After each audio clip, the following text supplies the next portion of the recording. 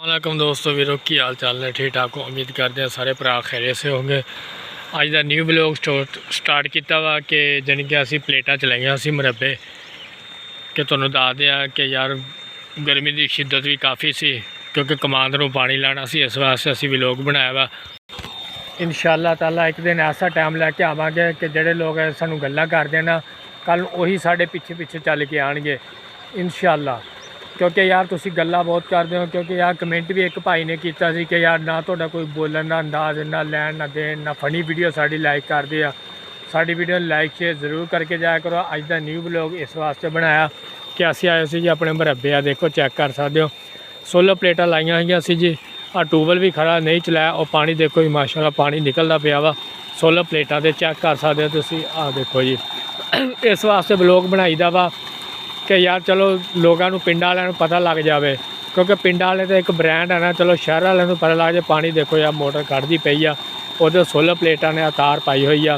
ये तुहानू दसदा पिया कि यार किसी से जैलस ना आया करो। अगे भी यार एक भरा का कमेंट आया सी कि यार ना तुहाडा बोलन का अंदाज आ कि यार असी उन्होंने क्या तू सानू दस दे चलो बोलना किद्दां बोली दा कि यार जिद्दां सानू बोलना आंदा असी यार उद्दां बोलते हैं। इंशाअल्लाह ताला एक दिन ऐसा टाइम लैके आवांगे कि जिहड़े लोग सानू गल्लां करदे ना तो असी इंशाअल्लाह अपने पिछे पिछे साढ़े भज्जे आएंगे, ज़रूर आएंगे क्योंकि यार ये टाइम आने वाला।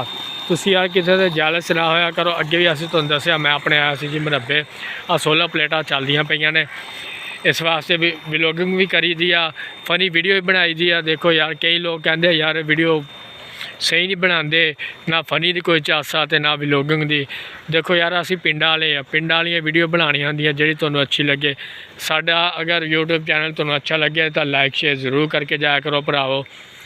अगले व्लॉग दे विच तुहानू जो व्लॉगिंग करते हैं असी वो तुहानू दिखाने होंगे। अज असी अपने मुरब्बे आए सी, कणकां माशाअल्लाह पक्कियां पईयां, देखो पानी लगदा पिया वा।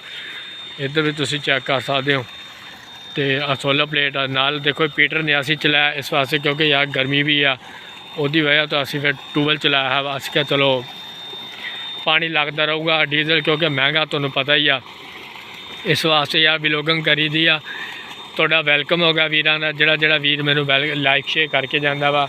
देखो यार असी व्लॉगिंग करी दी आ, यार जैलस ना आया करो किसी से कि यार सानू जिद्दां दी भी वीडियो बनानी आंदी असी उद्दां दी बना के तुहानू दिखा दिंदे हुंदे आ भरावो। सारे भरावां दा शुक्रिया, मेरे वीडियो लाइक शेयर ज़रूर फॉलो करके जाइयो। अगले व्लॉग दे विच असीं तुहानू मिलांगे जी। 16 प्लेटां सिस्टम लग्या है जी। असी क्योंकि अपने मुरब्बे आए सी जी। शाम का टाइम आ, अल्लाह रखे खैर दी। हुण 16 प्लेटां असीं करांगे बंद, फिर असीं अपने घरां नूं लैके जावांगे क्योंकि यार पानी सवेर का लगता पिया सी। इस वास्ते व्लॉग नहीं बनाया। असीं जुम्मतुल मुबारक सी, तुहानू पता ही आ, जुम्मा पढ़ के आए सी। इस वास्ते असीं अपने मुरब्बे दे विच आए हुए हैं। अस के यार नाले एक व्लॉगिंग करके दिखा दिए, नाले यार एक आवाम नूं दस दिए यार पानी लगता पाया। गंदम माशाअल्लाह तैयार आ साड़ी। अगर मेरा व्लॉग तुहानू अच्छा लगे करे लाइक शेयर जरूर करके जाया करो। पिंड वाले ब्रांड आ दोस्तों, जैलस किसी से नहीं होना, मगरूर नहीं होना। सारा वेलकम हो गया मेरी तरफों जिहड़ा वीर मेरा यूट्यूब चैनल देखे।